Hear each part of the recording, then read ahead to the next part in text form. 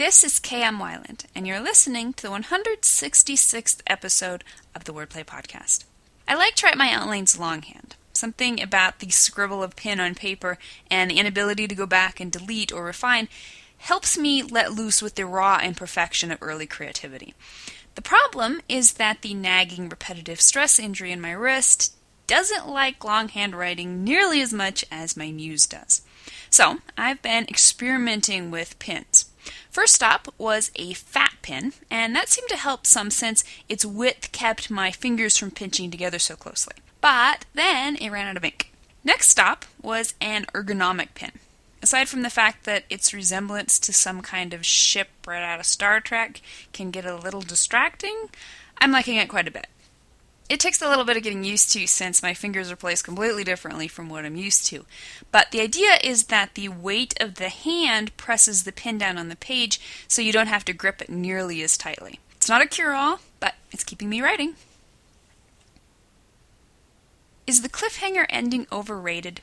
The latest post in the video series on my blog explores the pros and cons of using a cliffhanger to end books within a series. To watch it, visit my blog at wordplay-kmweiland, that's weiland.blogspot.com. New videos are posted every Wednesday. And now, I hope you enjoyed this week's podcast, Why Your Story's Conflict Isn't Working. Conflict is the life's blood of fiction. Conflict means something's happening. Conflict brings change.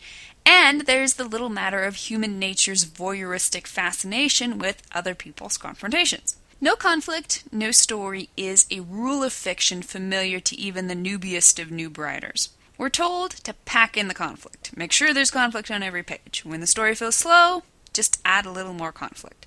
Conflict, conflict, conflict. It's the fiction fix-all. But, is it?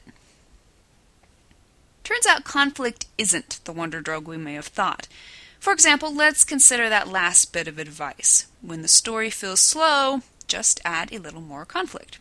On the surface, it's pretty good advice, but if we dig a little deeper, we're going to find it's also pretty problematic.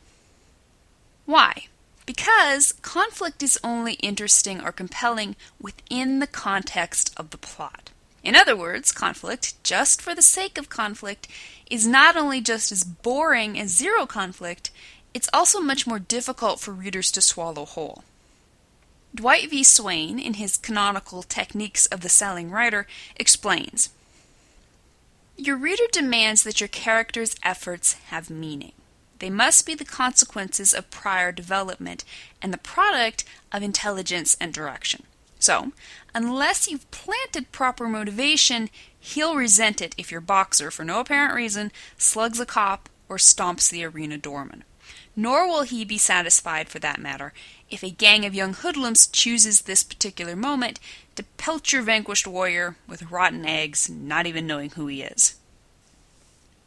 So, there goes that random argument about which of our characters was supposed to buy eggs.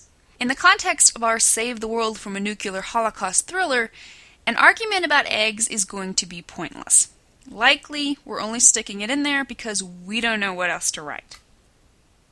The story has stalled, and we don't know what's supposed to happen in the next scene. But something has to happen in this scene, and it had better include conflict. Enter the eggs argument. Often this is yet another symptom of the meandering or goalless character. If some types of conflict don't cut it, how do you know which types are acceptable?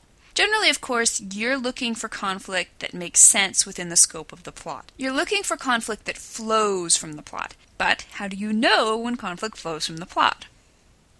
It all comes down to character, and not just character personality, but much more specifically, character motivations, goals, and reactions.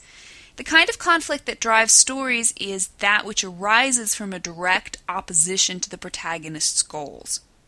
If the presence of eggs in the protagonist's refrigerator has no effect on the story or scene goals, then the egg conflict has no place in the story.